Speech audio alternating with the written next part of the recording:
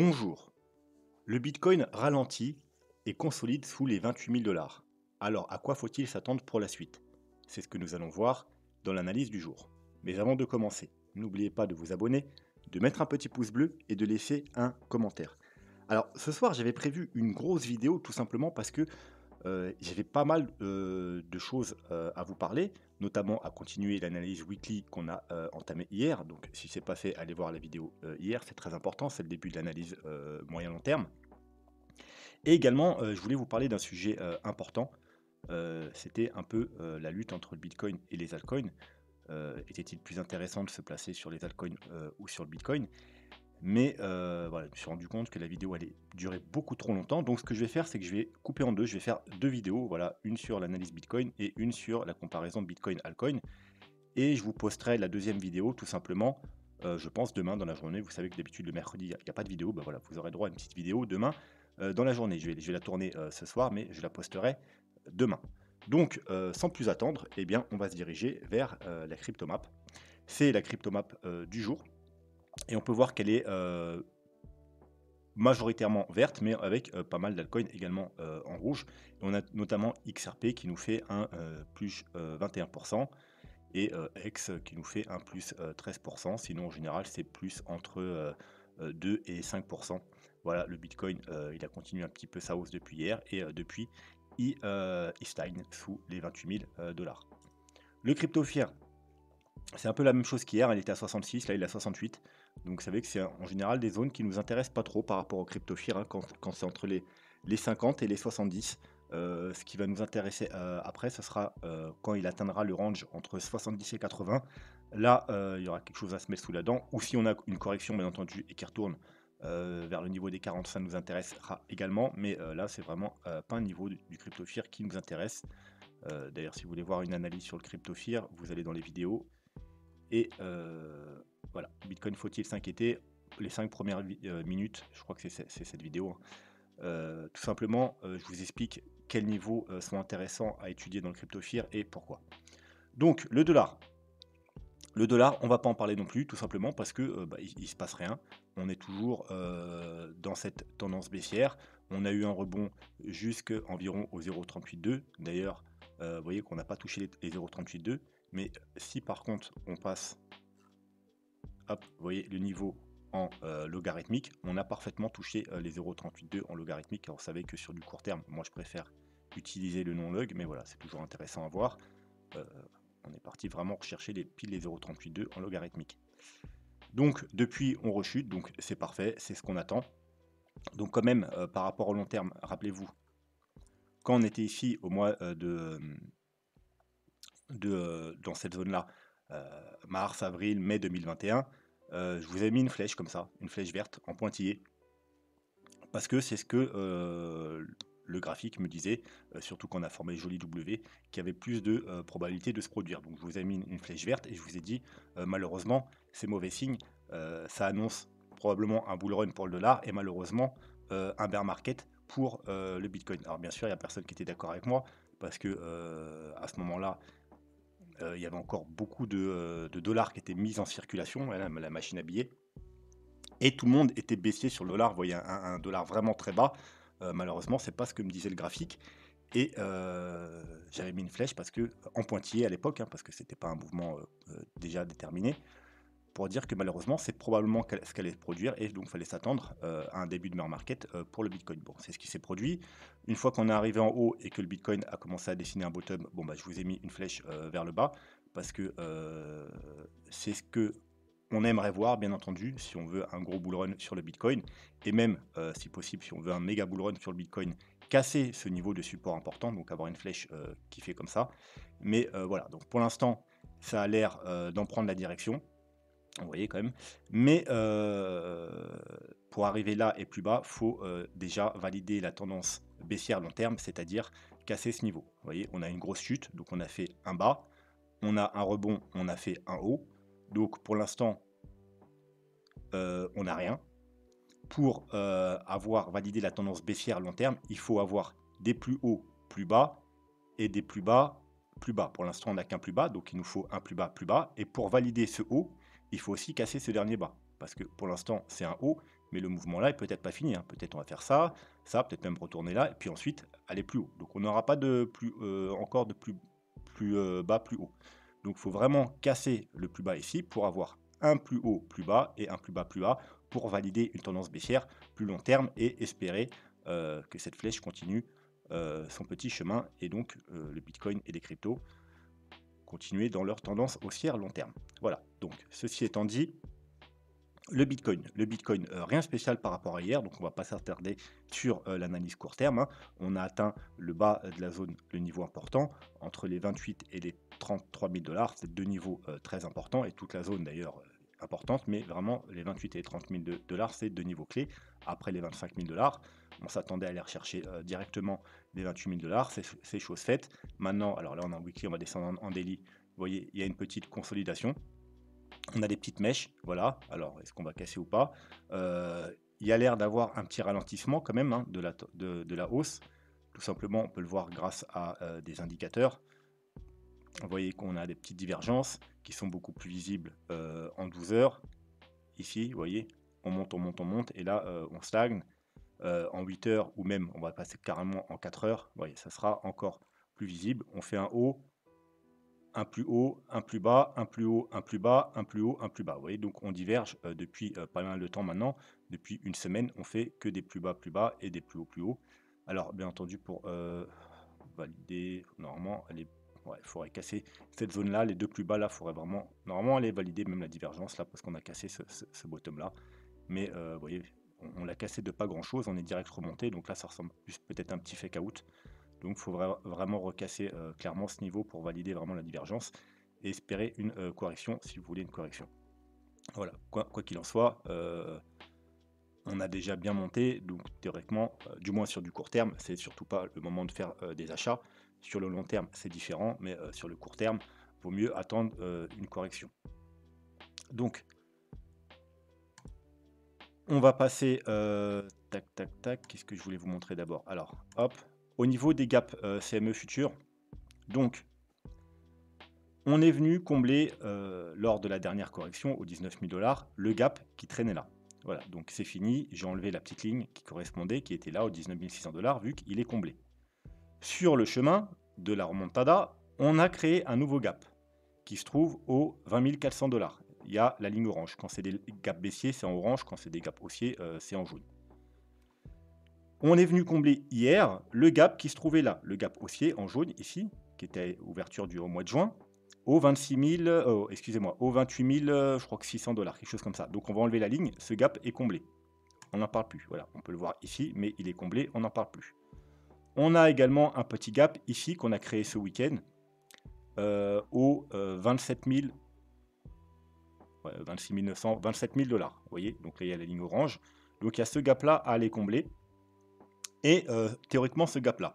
Sauf que ce gap-là, c'est un gap de rupture. Donc il y a moins de chances théoriquement d'aller combler qu'un gap traditionnel. Alors c'est quoi un gap de rupture? N'allez pas écouter les pseudo-analystes qui sont juste des youtubeurs et qui connaissent rien à ce qu'est un gap ou pas. J'entends souvent le gap il n'est pas comblé donc c'est un gap de rupture. Le gap il est comblé, donc c'est pas un gap de rupture. Non, ça n'a rien à voir. Un gap de rupture, c'est pas un gap qui va pas être comblé, c'est un gap qui répond à certains critères et qui, du coup, a moins de chances d'être comblé qu'un gap traditionnel. Mais c'est pas parce que un gap qui est comblé que c'est pas un gap de rupture. Un gap de rupture peut être comblé. Et un gap qui n'est pas un gap de rupture peut ne pas être comblé. Voilà, c'est juste les probabilités. Un gap de rupture a beaucoup moins de probabilité d'être comblé qu'un gap traditionnel. Donc c'est quoi un gap de rupture? Un gap de rupture, il se produit en fin de tendance, en retournement de tendance, en début d'une nouvelle tendance. C'est-à-dire que lui, par exemple, c'est pas vraiment un gap de rupture. Pourquoi? Eh bien, il n'a pas lieu en début de tendance. Vous voyez, il était là, le gap, s'il était placé là, ça aurait été potentiellement un gap de rupture. Là, c'est pas le cas. Vous voyez, on avait déjà fini le mouvement, terminé le W. On était déjà bien monté, hein, de 15 000, on est passé. Il est au milieu de ce mouvement haussier. Il n'est pas en début de tendance. C'est pas un gap de rupture. Voilà. Ensuite, celui-là, par contre, vous voyez qu'il est en tout début de retournement de tendance. On a une correction. Là, on démarre, tout début.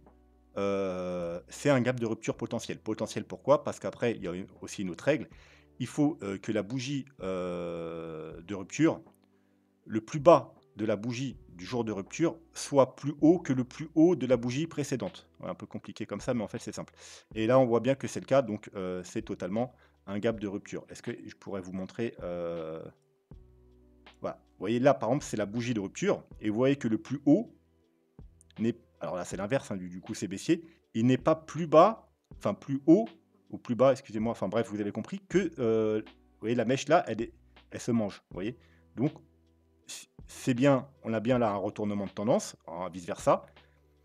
On a le gap se produit bien au début d'un renversement de tendance, mais on n'a pas la bougie qui, comme ici, la bougie, précédente qui n'est pas, plus haute que la bougie, du jour même. Enfin, je ne sais pas si c'est très clair ce que je viens de raconter, mais bref. Donc là, oui, c'est un gap de rupture. Donc on n'est pas obligé d'aller le combler. Ça ne veut pas dire on n'ira pas le combler, ça veut dire que, contrairement aux gaps traditionnels qui ont plus 80 de chances d'être comblés, lui, alors je connais pas les pourcentages, mais voilà, peut-être qu'il y a que, 40 de chances d'être comblé. Vous voyez? Donc c'est beaucoup, beaucoup moins, peut-être même que 20. Voilà, un gap de rupture, il a, de faibles chances d'être comblé comparé à un gap, traditionnel. Celui-là, par contre, c'est pas du tout un gap de rupture, hein, il arrive en fin de tendance, donc c'est pas un gap de rupture, donc il fait partie des gaps traditionnels, donc il a quand même, 20 de chances d'être comblé. Donc il y a beaucoup plus de chances, d'aller combler ce gap que, celui-ci. Voilà, ensuite, si on regarde à la hausse, il nous reste un gap, tout simplement au, 30, environ 35 900 allez, on va arrondir à 36 000 et encore un plus haut, au, 53 000 $. Voilà, donc ça, c'était pour les gaps. Si vous avez des questions, hein, n'hésitez pas en commentaire. Maintenant, on va passer à, alors ces 3 graphiques, on va pas les voir tout simplement parce que, ça sera dans la deuxième vidéo. Mais on va passer, on va continuer l'analyse qu'on a faite hier, weekly, donc avoir différents indicateurs. Du coup, j'en avais prévu que 2, mais vu qu'on fait pas le reste de la vidéo, bah, je pense que peut-être on pourra avoir un ou 2 de plus. Mais en tout cas, on va commencer avec le Gaussian Channel et on va commencer en 5 jours. Vous savez que c'est un de mes, time frames préférés, même si le weekly est très bien aussi, que le 3 jours est pas mal non plus. Mais voilà, c'est, alors, qu'est-ce qui se passe sur le Gaussian Channel? Alors, on avait vu, rappelez-vous, que en fin de bull run, pendant tout le bull run, vous voyez qu'on était au-dessus du ruban du Gaussian Channel, du canal, appelez ça comme vous voulez. Et quand on avait des clôtures de bougies dans, ce ruban, en général, ça nous annonçait un début de bear market, hein. C'est ce qui s'est produit, à chaque fois, que ce soit ici, que ce soit ici, que ce soit précédemment ici ou ici. Et à chaque fois, pendant plus d'un an, on était resté, sous le ruban avant de repasser au-dessus. Voilà, à chaque fois, dès qu'on a les bougies qui clôturent, voilà, pendant un an, on reste en dessous et ensuite, confirmation du bull run, quand on repasse au-dessus et voilà, c'est la même chose à chaque fois.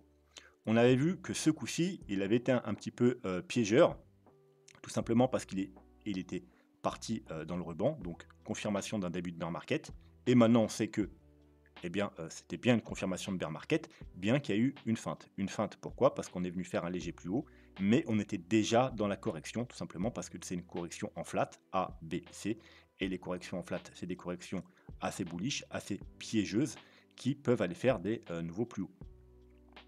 Mais ensuite, on était retourné, ici, donc là, c'était vraiment, dernier avertissement pour nous dire: «Bon, voilà, alors on vous a fait une petite feinte, mais voilà». Donc confirmation, reconfirmation du bear market. C'est notamment là aux 52 000 $ que moi j'ai fini de sortir tous mes altcoins à risque, que j'avais sur le marché. Les altcoins risqués, hein. J'avais encore, des altcoins moins risqués et que j'ai sortis ici. Pourquoi j'étais sorti ici sur le reste de mes altcoins, à part un peu d'Ethereum et de BNB? Tout simplement parce que, comme je vous l'avais dit à l'époque, ça ressemblait fortement à ceci. C'est-à-dire, vous voyez qu'ici, on pénètre, hop, ensuite on rebondit, on vient chercher résistance, on casse, on vient s'appuyer sur le bas du canal, on rebondit, le, Gaussian Channel passe en rouge et en plus, regardez ce qu'on vient faire, on vient faire un pullback sur la médiane. Au moment, quasiment au jour près, où il passe en rouge. Et après, qu'est-ce qui s'est passé? Eh bien, badaboum. Et là, on semblait être dans le même, cas de figure. On est passé en rouge et au même moment, on a fait un pullback sur la médiane. Donc, rappelez-vous, à ce moment-là, il y a Gandalf qui est arrivé, etc., qui vous a dit vous ne passerez pas. Voilà, vous savez, quand il y a Gandalf, il faut être prudent quand il y a Gandalf dans les vidéos. Et il y avait un certain nombre d'indicateurs qui nous disaient que les 45 000 $ en weekly et que les 48 000 $ en daily, c'était un niveau extrêmement important et que voilà, fallait vraiment casser ce niveau parce que c'était le niveau clé. Et voilà, c'est là que je suis sorti. Je serais peut-être rentré si on avait eu les validations haussières. On n'a pas eu de validation haussière, au contraire, on a eu la validation de ce scénario-là. Badaboum, patatrac. Voilà. Donc, très puissant le quotient Chanel, très intéressant. Donc, vous savez aussi qu'on a une stratégie aussi qu'on peut utiliser. Alors, il y a deux stratégies. Vous pouvez accumuler en DCA tout le temps qu'on est en dessous du Gaussian Channel. Vous voyez, donc tout ça, c'est une période d'accumulation, période d'accumulation, période d'accumulation, période d'accumulation. Voilà, c'est les meilleurs moments pour faire un DCA sur le Bitcoin tant qu'on est en dessous. Ou ceux qui n'aiment pas le DCA, ils peuvent faire acheter sur confirmation et les plus prudents, vous savez qu'il ne faut jamais acheter en une fois, donc il y a une bonne stratégie, c'est d'acheter en 3 fois. Vous voyez, là on est là, on achète à la cassure du premier niveau, à la cassure du deuxième et à la cassure du troisième.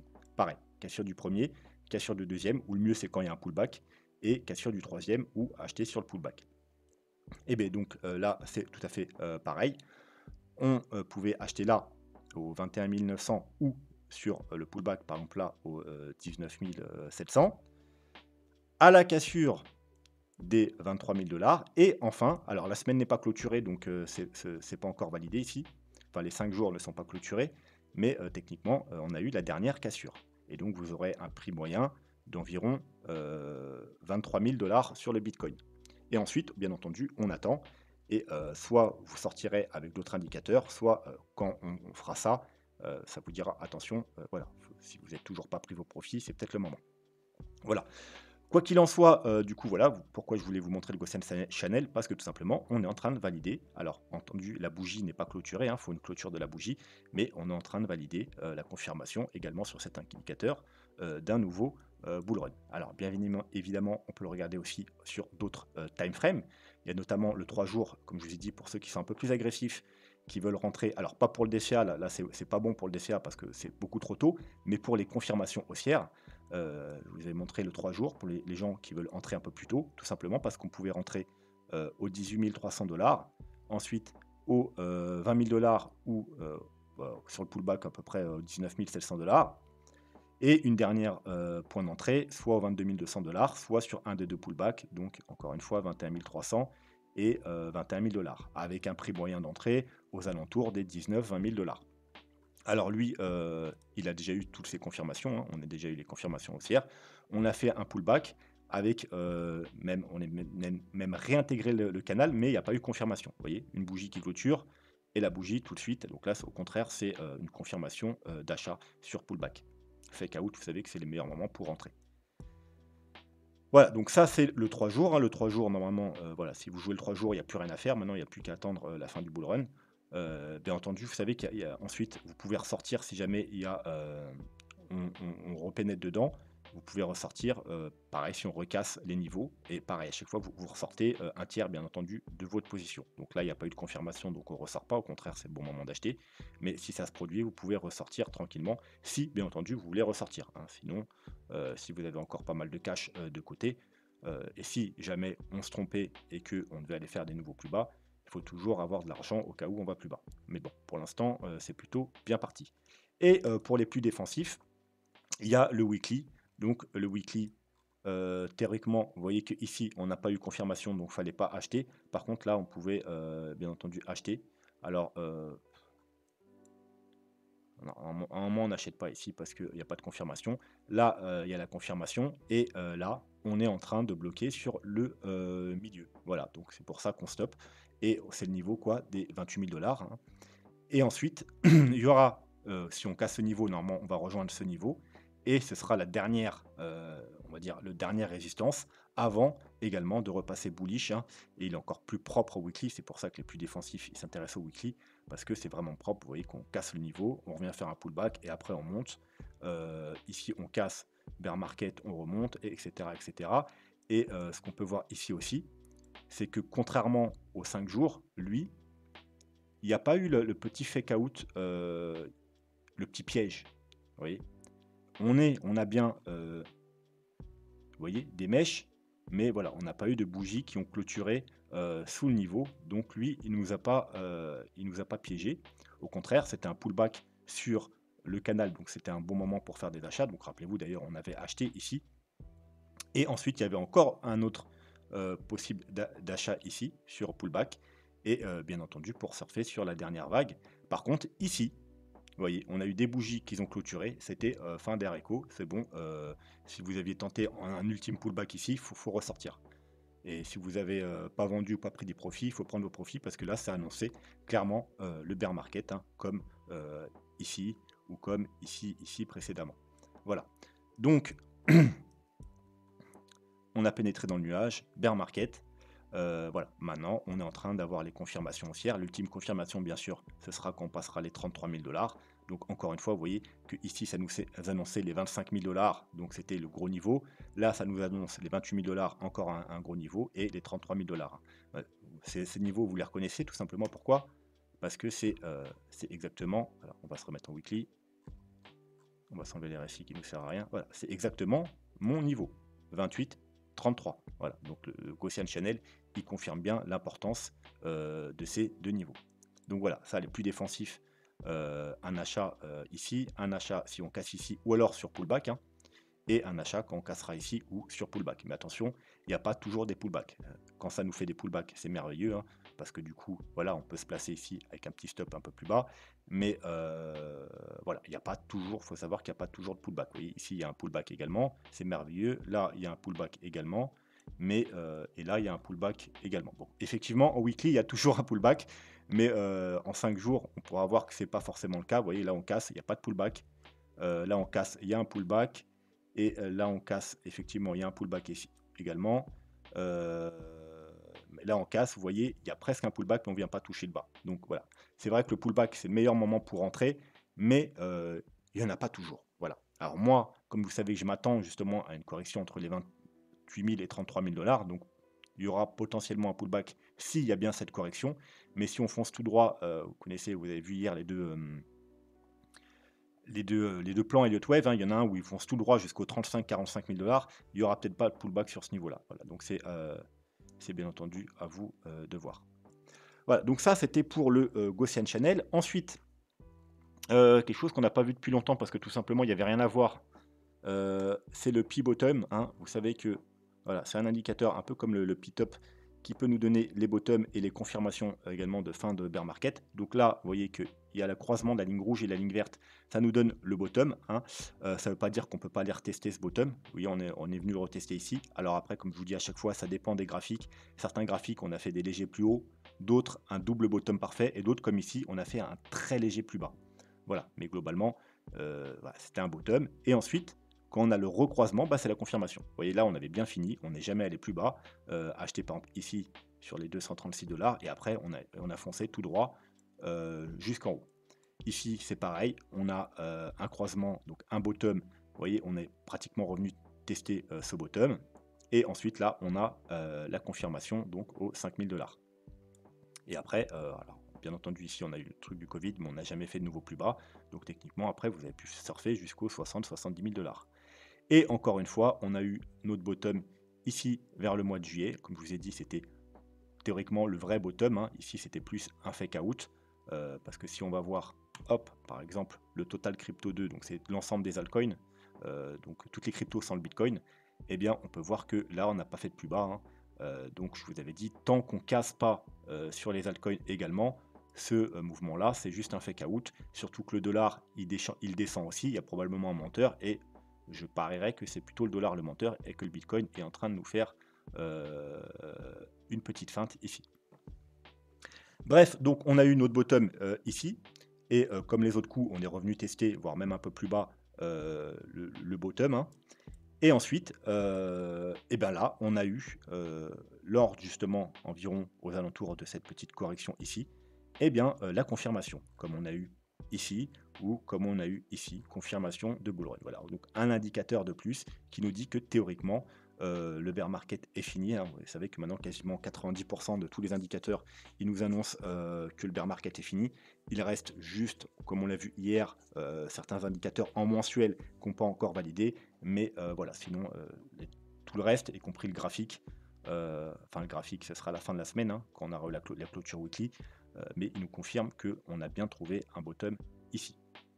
Alors, ça ne veut pas dire que, on a, 100 de chance d'avoir trouvé un bottom ici, hein. Même si tous les indicateurs nous disent qu'on a trouvé un bottom, on peut jamais être sûr à 100 de quelque chose. Donc faut quand même, voilà, c'est pas pour ça qu'on entre n'importe quand et avec n'importe quelle somme d'argent. Faut toujours être prudent parce que les marchés financiers, ça peut faire des choses, illogiques ou auxquelles où on s'attend pas du tout. Heu, donc voilà, même si tous les indicateurs, pratiquement, ils nous annoncent un nouveau bull run, on pourrait, là, demain, commencer à redescendre et aller, pourquoi pas aux 12 000 $. C'est vraiment pas quelque chose à privilégier, mais c'est pas impossible. Voilà, donc les indicateurs, c'est bien, ça nous donne des probabilités, ça veut dire que là, il y a de très, très fortes probabilités qu'on aille trouver un bottom ici. Alors moi, j'en suis convaincu déjà depuis plusieurs mois, hein, mais voilà, là, les indicateurs confirment ce que moi, je pensais, mais ça ne veut pas dire que, voilà, c'est gagné, à 100 et que c'est sûr à 100. Il y a jamais c'est jamais sûr de toute façon à 100 que, maintenant on va aller, chercher les 100 000 $. Bref, pour finir, on va finir, par un petit indicateur, est-ce que le super trend, il y a quelque chose d'intéressant? En weekly, donc vous savez qu'on a eu la confirmation ici, hein, environ 20 000 $. Très simple, hein, cet indicateur, si vous voulez pas vous prendre la tête. En weekly, le super trend, hein, voilà, quand on est en vert, c'est les bull run, en rouge les bear market, en vert les bull run, en rouge les bear market. Bon, pour l'instant, à part ici, on a eu un petit fake out et encore, vous voyez, parce que c'est encore ce petit piège haussier ici, c'est plutôt relativement, correct. Donc bear market, rouge tout du long, on est passé, en vert ici, donc techniquement, on doit rester, en vert, pendant tout le bull run, voilà, puis, donc confirmation haussière et ça va nous donner des niveaux de support. Parce qu'on peut revenir, vous voyez, on peut revenir, tester cette ligne. On peut même faire des mèches en dessous, hein, et on repasse rouge uniquement sur clôture. Voilà, si on clôture, la bougie ici, ça repassera rouge, mais tant qu'on clôture pas, voilà, donc à chaque fois qu'on va revenir sur cette ligne, ce sera des bons niveaux. Heu, Ça sera si des corrections, on vient chercher cette ligne et qu'on clôture pas en dessous, donc le mieux c'est quand même d'attendre la clôture. Vous voyez que même si on fait une mèche ou qu'on vient pile dessus et qu'à la fin on clôture au-dessus, ce sera des bons niveaux d'achat pour racheter du bitcoin sur des corrections. Voilà, donc là ce niveau pour l'instant, il est à 19 000, il est à 20 000 $, mais vous voyez qu'il est en plein, il va augmenter, il va augmenter, il va monter, il va monter. En 3 jours, c'est pareil, sauf qu'il peut y avoir, bien entendu, c'est moins fiable. Vous voyez que là, dans plein bull run, on a des petites corrections où il repasse rouge. Alors, à la rigueur, ça peut nous servir, non pas. Alors, vous voyez qu'on peut tenter également, hein, comme support, mais il y aura des risques, mais il y a beaucoup plus de, comment dire, d'opportunités qu'en weekly. Vous voyez, dans ce bull run, on est venu une fois, deux fois, trois fois, quatre fois, 5 fois. On enlève ça parce que c'est des fakes. 6 fois, 7 fois, voilà, vous avez quand même 7 opportunités pour re-rentrer, donc c'est quand même intéressant, surtout quand on fait des mèches, hein. Vous voyez, on fait des mèches, mais on clôture au-dessus, voilà, magnifique point d'entrée. Et ici, du coup, bah, quand on clôture, si vous voyez comme je vous dis, vous attendez la clôture, si on clôture et que ça repasse en rouge, et bien tout simplement, vous attendez. Si ça reste rouge, bah, vous achetez pas. Si on repasse en vert, et bien voilà, bah, c'est bon moment également pour acheter sur du 3 jours. Donc, on a eu le point d'achat aux environs des 17 000 $-18 000 ici, hein, au mois de janvier, au début janvier. Donc très tôt, hein, on a été, voilà, tout le bull run, on était resté rouge. On a eu le point d'achat et là, on est revenu faire bah, voilà, comme je vous avais dit, un premier pullback parfait. En plus, avec une petite mèche, c'est exactement ce qu'on attend, hein. Petite mèche, la clôture juste au-dessus, on peut racheter. On peut racheter les 20 000 $. Pullback parfait. Voilà, bah, faudra faire ça également les prochains coups si ça arrive. Donc là, le niveau, il est aux 21 000 $, mais vous voyez que ça monte assez rapidement. Donc à surveiller sur chaque correction, bien entendu. Et pour finir, alors je sais pas si on va faire ça aujourd'hui ou si on va s'arrêter là, parce que ça demande peut-être un peu plus de temps à analyser. Peut-être que je le garderai pour jeudi. Ouais. On gardera ça pour jeudi parce qu'il y a plusieurs time frames à aller voir et puis, c'est assez long. Donc comme ça, on étudiera ce dernier indicateur, enfin ce dernier, il y en aura 2 du coup jeudi parce qu'il y aura un autre indicateur également, mais on gardera ça pour jeudi. On va s'arrêter là. Ça restera comme ça pour une fois une vidéo pas trop longue, j'espère. Je sais pas ça fait combien de temps que je parle, mais en général quand je commence à parler, je ne m'arrête plus. Donc voilà, il restera, relativement une vidéo plus courte que la moyenne je pense, donc elle va pas durer 40 minutes, je l'espère et je vais enchaîner bien entendu sur la prochaine vidéo que je publierai demain dans la journée. Donc, je vous dis, je vous souhaite une bonne soirée et je vous dis, à demain dans la prochaine vidéo. Voilà, tchuss.